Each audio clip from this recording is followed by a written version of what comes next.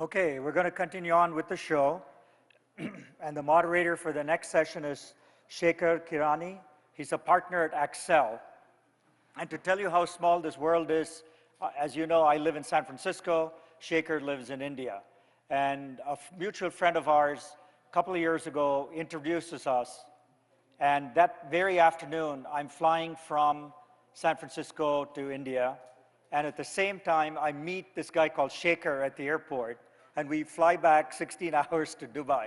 So that's how small the corridors between the US and India. That was an amazing story, Shekhar. But please welcome Shekhar. He's going to have a panel, an amazing panel, on global, horizontal versus vertical SaaS. And he's got three eminent panelists with him. So take it away, Shekhar. Great. So we're doing vertical versus horizontals. I want to keep them on the sides. So I'm assuming most of you know what SaaS rage is, I guess. How many of you know the word SaaS, just for me? Okay, decent. So basically, software as a service is a rage in the last few years, probably in the last, I would say, 5 to 6 years. If you look at the enterprise software world, the packaged software sold used to be around $400 billion. If you look at the software that is put inside a enterprise, like enterprise specific software that people have built, custom software, you include it, probably a couple of $1 trillion. So that is the value up for grabs for entrepreneurs who are going after this category, what is called as a software as a service, SaaS, which is cloud-based products that are being built and taken to customers. In the last few years, we saw what was called as horizontal SaaS, initially going after horizontal functions.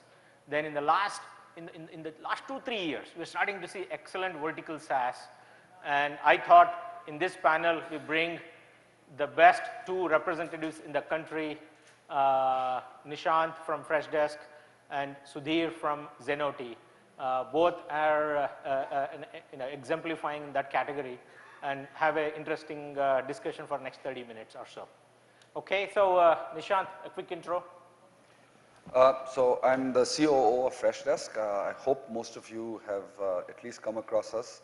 But in a nutshell, what Freshdesk is trying to do is, if you've heard of Bhutan's gross national happiness, as a vision, we want to create gross corporate happiness. And the way we're doing that is by helping businesses better engage with their customers. So whether it's your end users, whether it's your employees, or whether it's your prospects. And that's what Freshdesk does. Before this, I was fortunate to run LinkedIn in South Asia. And I started my journey as an entrepreneur setting up Epicenter, which was the first voice-based call center in India. Excellent. So, as Accel, we have done around 100 plus investments. And in almost all, I would say, we never have this role called COO. So what does COO do, actually? I'll let you know when I figure it out. The best way I think about it sometimes is, I have double the work, I have 100% of the accountability, I have half the decisions and a fraction of the equity. So I don't know how that goes, but Girish is not here to defend it. See, I think a COO actually, in all seriousness, it helps the CEO focus on what they are best at. And if you think about it in a 2-in-the-box model, it could be basically complementing the strengths of the CEO. So if you take a Mark Zuckerberg and Sheryl Sandberg, Zuckerberg is the product guy, Sheryl Sandberg runs the operations of the company. But if you take, say, Uber, Travis is the front-facing sales guy, and maybe Ryan Graves was more on the product side early. So at Freshdesk, Girish takes product and R&D, brand, investor relations, and I run everything else from sales, HR, finance, facilities, legal, customer success, that sort of stuff. Cool. So the revenue miss, we call him. Yeah. So Sudheer, a quick intro about yourself and the company. Yeah, so I'm one of the founders and the CEO for Zenoti. Zenoti is basically a vertical SaaS solution for the wellness industry. So wellness means fitness, your gyms, spas, salons, anything where you go where you're not sick. So it could be a laser clinic, it could be a hair loss, trichology, etc. And so we do an end-to-end solution for these businesses, mostly the larger businesses who have, let's say, 5, 10, 100, 200 outlets. And we run their entire business, all the way from the point of sale in the store to how they pay employees commissions, how they do marketing, to make sure if you missed your appointment, they can remind you to bring you back in, or upsell something to customers, etc. The whole procurement, inventory management, moving products across the network, etc. We primarily focus on the larger enterprises. We don't focus on the people who have one spa or one salon. So that's who we are. Good. Like maybe a few customers for people to understand. Who would be your customer? Yeah, so in India, I would say things like, if you know, Lakme Salons, Naturals, or Enrich, O2 Spa, you see in all the airports. So their entire business is powered by us. So they don't use another piece of software. It's just us, basically. You know. And globally, anybody? Yeah, globally, names you could take in the US, we have someone like Massage Heights. We have a brand called Elemis, which is a spa brand from the UK, or a chain of massage outlets called Massage Green. They have 100, 150 outlets, etc.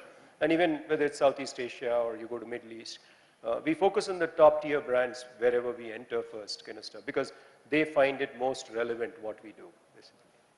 Okay, so with that, let's get going. For you, what is horizontal SaaS means? So quite simply, horizontal SaaS is talking about you solve a use case across functions or across verticals, right? There's three key elements of what makes for great horizontal SaaS. The first is that it has to be a large commodity market. So the market already exists, the pain point is known. It's hard, you don't need to create the market. So you think about what, say, LinkedIn Talent Solutions, the corporate part of it, did to consulting spend, right? A lot of spend already there. Or you think about what Atlassian Jira is doing in terms of, you know, bug tracking softwares and so on, right?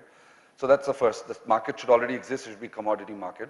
The second is that the product has to be phenomenal. It has to solve that use case in just a super elegant manner. So think about Asana and what they're doing to project management, right? You have software companies like us using Asana to construction workers literally using Asana to manage those. So it's that ubiquitous and simple, but they do it really well. And then the third piece is in terms of the capabilities, you want to focus on design. You want to focus on you know, customer support and empathy to create pull towards your product, and marketing. Those are the skill sets that you need to crack horizontal SaaS. Sales happens to be a dependent function. So Freshdesk is a great example. We really take omni-channel support, so across email, phone, social, chat, you know, all of these, and just make it really, really simple. For the agent, it doesn't matter where these tickets are coming from. Ticket comes, they resolve it, and Freshdesk manages how to send it back. So these are the three big things that, you know, when you put together, these are the defining criteria make for horizontal SaaS. Excellent. So, you know, basically horizontal SaaS is a product that you can sell to pretty much any company, Yeah, right? that's right. Okay, good. So what's vertical SaaS? If there is so much of horizontal SaaS, Yeah, why do companies need vertical SaaS? Yeah, so I guess vertical SaaS firstly is obviously very specific to an industry. Like in our case, it's wellness, or it could be hospitality, like the people who run these hotels. There was one of the entrepreneurs here who was talking about a solution for a piece of the pie for the hospitality industry they're looking at. So you can approach it as saying, you know, solving the end-to-end business problem of industry can be pretty powerful, you know, from a long-term perspective. You know, in India today, for example, we are pretty much the dominant solution which is used by almost all the large brands.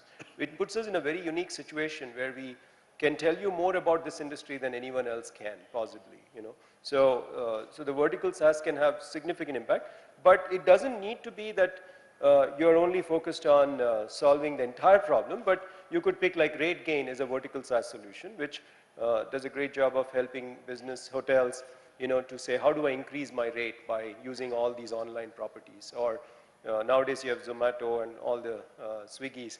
How do I, you know, maximize myself and work well with these people? So it could be, you know, any particular Domain, vertical domain. Yes. Okay, interesting. So, you know, as an entrepreneur, when you start your journey, or you're somewhere in, say, sub 5 million revenue, you have a lot of choices, you know, how do I go about? So why would somebody focus on horizontal SaaS? Why not say, I'll build a horizontal SaaS company, a global company, one of the biggest companies? Why not do that? Why not build horizontal? Oh yeah, so just everybody should focus on horizontal SaaS. Yeah, I think everyone, I think everyone should focus on horizontal SaaS because I think, you know, horizontal SaaS is in these, like I said, huge established markets where you go big or go home, right? That's what all of us are in this for, right? We're entrepreneurs, we want to go big or go home. And the kind of outcomes that you can create with horizontal SaaS are unparalleled. You think about, everyone knows LinkedIn? Yeah. Anyone knows Sermo or Doximity? There's 4 doctors, great businesses, but the kind of outcome is going to be very different. Everyone knows Infosys, folks know Persistent, great business, smaller outcome. You think about Atlassian. So my point is, when you really want to have a major impact, you need horizontal SaaS. Good. So if that is the case, Sudheer, why bother with vertical SaaS? Let's everybody go and build horizontal SaaS products. Why focus on vertical Sudheer, come join us. Yeah. No, so I think actually for me, my first company I did was a horizontal SaaS, which was human capital management, which I did for almost 8 years. And after doing that, I was actually taking a break and ended up in this whole space accidentally because I got involved running a fitness business. And I been a receptionist, I've been dealt with employee retention issues, I've dealt with pilferage and people cheating revenue in different outlets. So I really learned about this business, and then I realized, hey, there's no way people are able to run such businesses at a certain scale, right? So the exposure resulted in us starting this kind of a business. Now, why should anybody look at it? One thing is, see, vertical SaaS is a lot easier, is my personal opinion. And today, it's much overlooked. So if you're a first-time entrepreneur, it's a much safer bet to do vertical SaaS. I mean, I wouldn't even touch horizontal SaaS, right? Because it's too dangerous. The chance of losing is almost guaranteed that you start a horizontal SaaS solution, and if you're not a second or third level entrepreneur or have not had significant experience in a large product organization, you're not going to make it because you're playing with big giants. And even if you do make it, let's say you start seeing success, some big guy will come along and say, hey, Oracle says that's an interesting category, just kill it, go, hire 100 people, go after it, right? So there's a lot of challenges in doing horizontal. Vertical, on the other hand, you'll find that the competitors or incumbents are very weak. Historically, people have not been passionate about solving great solutions for, vertical elements. Only now, the whole notion of vertical is becoming popular. And, one of the few companies which I think had very good exit, at least is the Opera guys, which were acquired for over $5 billion. So, yeah, being acquired for over $5 billion is not a bad place to be. They were a very, very narrow company. They've run the best hotels in the world are run by Opera. This hotel is run by Opera, right? So it's like at least all, so it's like the possibility for you to build a successful company with less investment doesn't require like massive investments because, I know already in India when I started, which are the brands I want to look at. The top 20 I knew. I just called, I had to nail down 6 of those to buy me, right? As long as I got 6, I was set. I didn't spend any money. I didn't go to a VC. I never pitched to anyone because it's not like a very expensive proposition in terms of sales and marketing money. Good.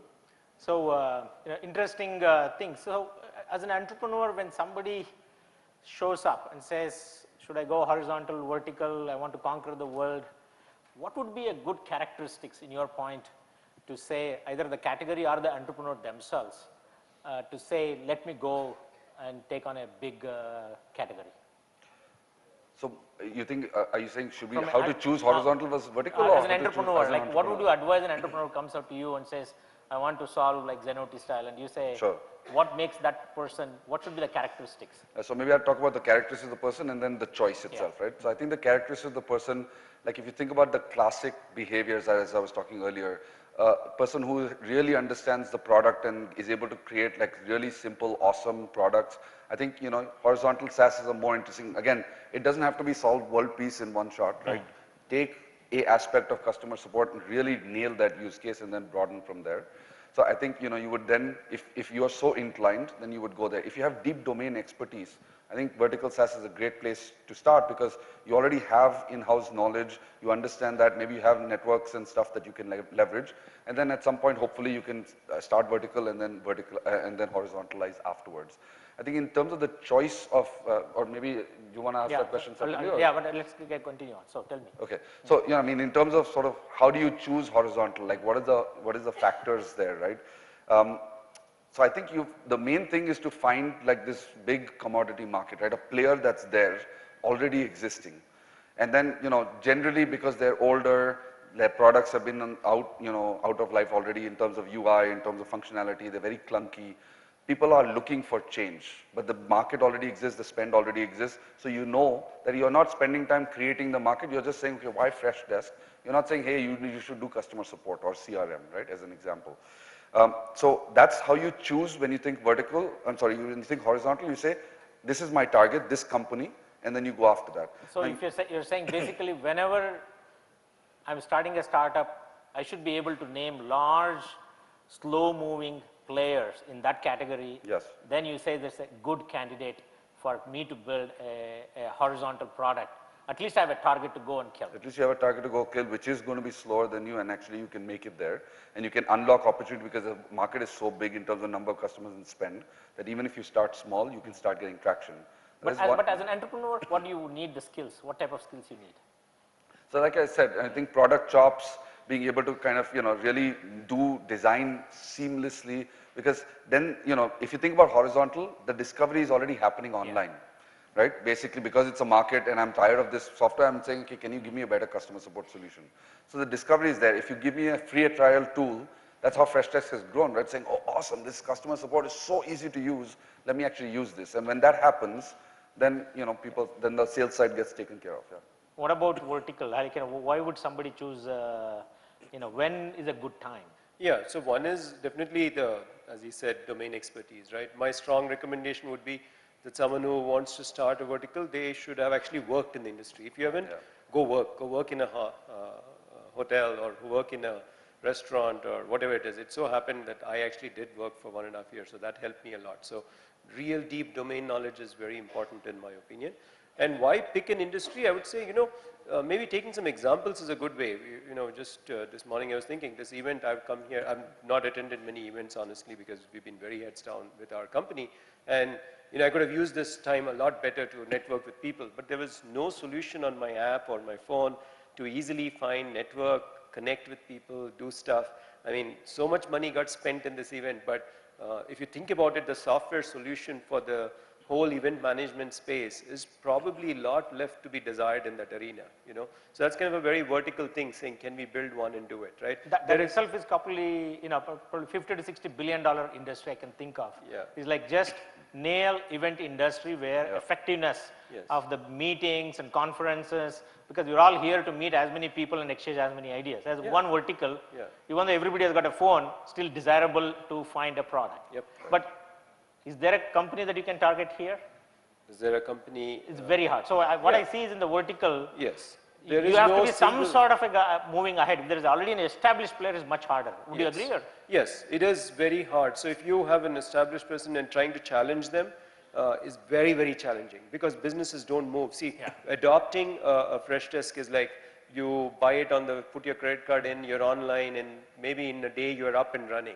Adopting Zenoti for a business, okay, 30 minutes he says, but but adopting Zenoti takes maybe a month, maybe 2 months, maybe 3 months, because if you think of a business like Lakme, 300 outlets, so many places, I want to change them. It's a nightmare getting the CEO to change, which means there has to be huge pain point of theirs which you're willing to budge on. Then they will listen to you. Otherwise, they won't. So, so in vertical, the one big benefit is, of course, you'll have very less churn. Once you're in, kind of stuff. Good. So basically, to summarize, whenever there is a big target, well established but slow moving horizontal player, that's one approach. In vertical, if there is already a like Oprah style guy and you say I will build a product, a 5-star hotel management and kill Oprah, it's a much more difficult versus a category where there is no big player. Yes, because the big players also are going to end up with benchmarking capability, the ability to say, what does an average male spend in Bangalore on different services and enables a salon to compare themselves, do better. So once you reach critical mass of a vertical vendor, stopping that vendor is very hard because they want that data, the big data which that vendor has. Okay. So if I could add, Shekhar, there's also one more important choice. So one is vertical versus horizontal. I think the other big choice to make quickly is enterprise versus SMB. Yeah. And maybe just a guiding principle is think about the technical maturity of your buyer. Right? So if you're like, say, for example, we have a fresh service product which is IT help desk. We're selling into the CIO's organization. So if they have to do stuff themselves, they can figure it out. Right, so then you can go after a BMC remedy and say, oh my God, like this is so antiquated. You have to do a little bit of stuff for asset management on how do you actually track these laptops, but you can do it. If the technical maturity is low, right? Either in the industry, or if you think about the spa operators that Sudheer was talking about, then you actually go SMB and design something that's just super easy to use, very, very simple. So if you even think about Salesforce, it's getting quite complicated to use. For Freshdesk itself, we had to have 5 different tools kind of tied together to get what was actually needed. And don't even talk about the costs, right? It's $125 per agent per API just to kind of start stitching this solution together.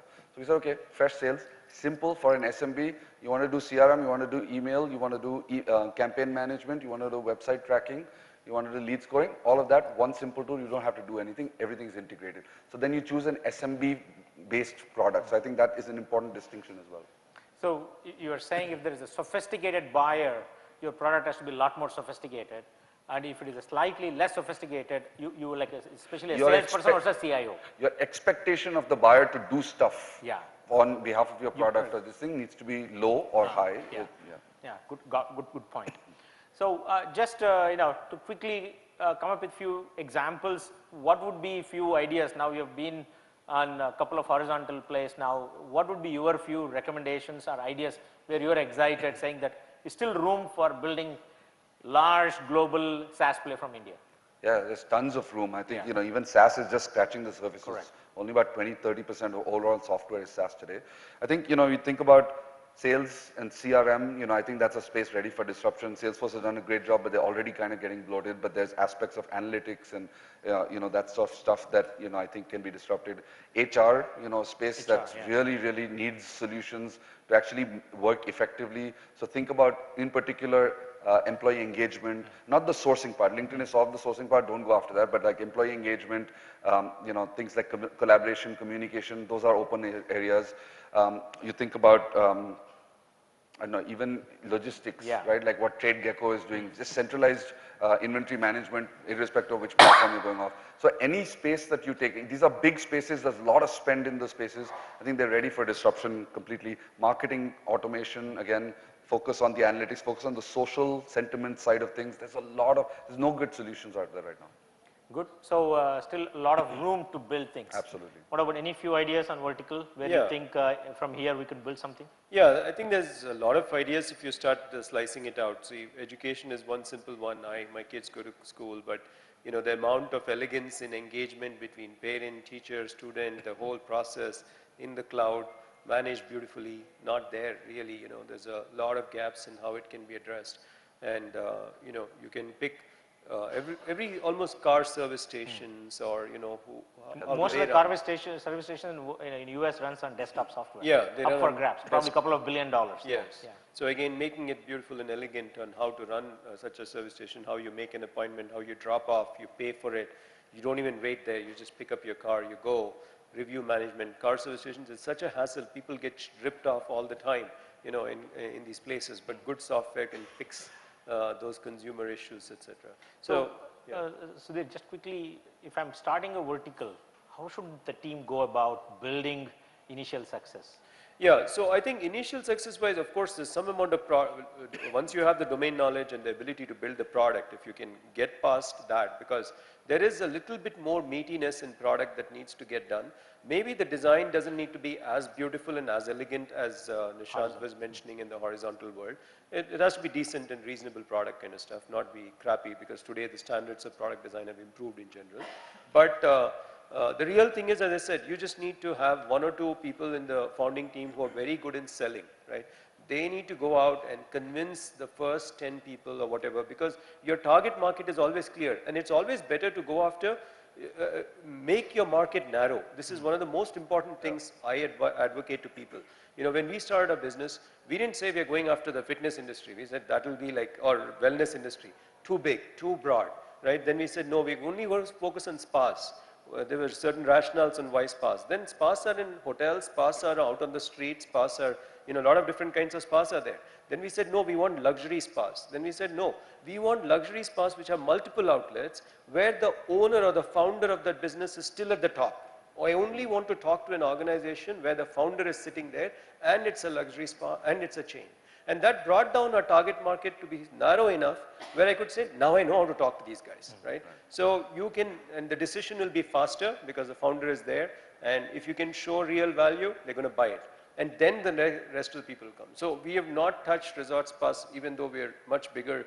And only now we have started touching Resorts Plus. Like the Taj is such a big company, selling to Taj is non-trivial. You know, it's like, so today Taj is a customer of ours, but it took a while for that. But we, as a startup, we can't afford to talk to Taj. That would be disastrous. Someone here was lucky earlier saying that they actually have a business with a ITC, but that's rare, you know, it's not common. Right. So you're saying narrow focus is essential. You know the target list, get some of these marquee brands first and build momentum on top of it. In vertical, yes. Yeah. Start at What the about top. horizontal? What would be the first thing you would look at to kind of get the momentum going? I think the main thing is, like Girish calls it, beautiful software, right?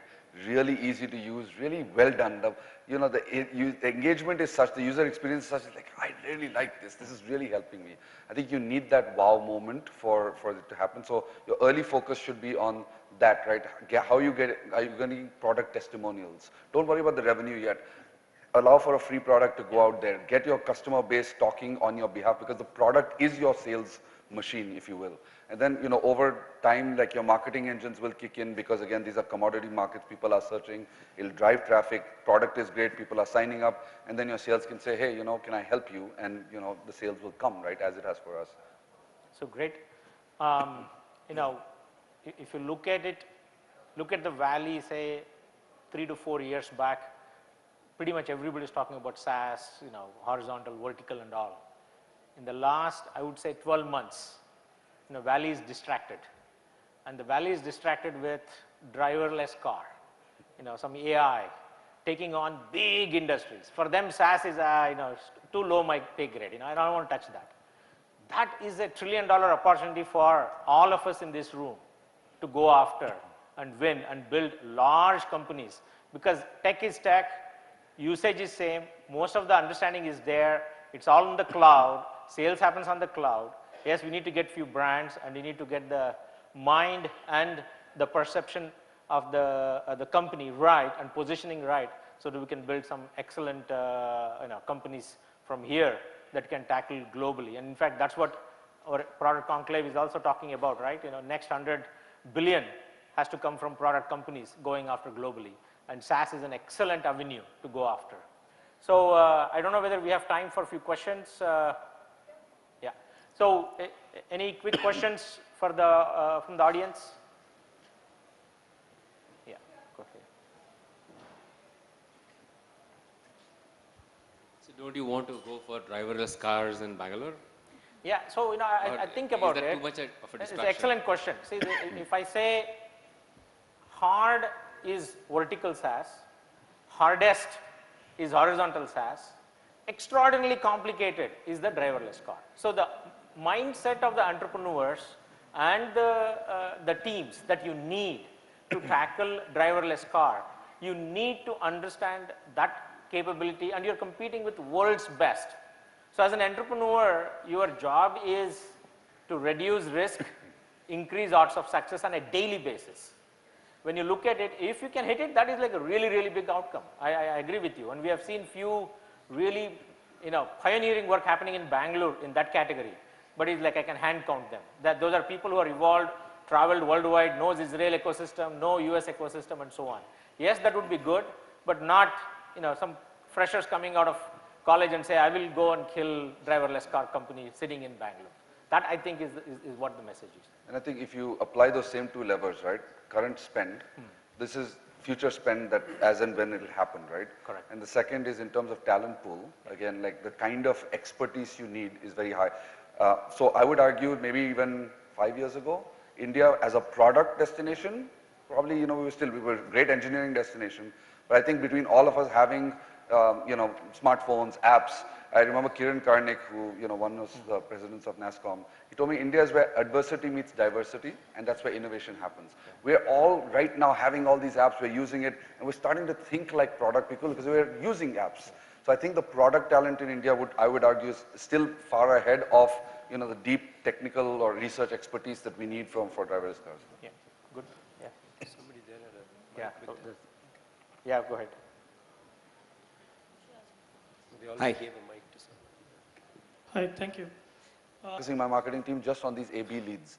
But can you get to that predictably fast enough, I think? But then, if you do, and the signaling is right, this is like a gold mine, right? Because now you don't have to tie to any one company, you go across the whole world. Like Twilio is a great example, right? They don't have a SaaS product per se, but the underlying beneath, so it's almost like infrastructure as a service-ish. It's a more app version of that, but you get what I mean, right? But the trick is to get to scale and predictability. But I think, yeah, that same capability of AI and all, for example, in the vertical world has bigger impact because predicting and helping businesses based on a volume of data that domain you have, expertise, domain specific to say how to maximize utilization in a spa or a hotel, how to increase revenue, how to price yourself differently, actually having dynamic pricing. All that is based on intelligent that's what capability. the deep learning component is what you're talking So all that is very, actually the value is perceived very strongly by a vertical player because they will, the customer will immediately turn it on and pay for it, because there's money involved right there. Okay. So good. Thank you. So looks like when in doubt, go for vertical. When you want to win big, when you want to win big, go go for horizontal. horizontal. So choices. Good. Thanks, Nishant, for your time. Thank you, Shekhar. Thanks, Sudheer, for this. Thank you. Thanks so much.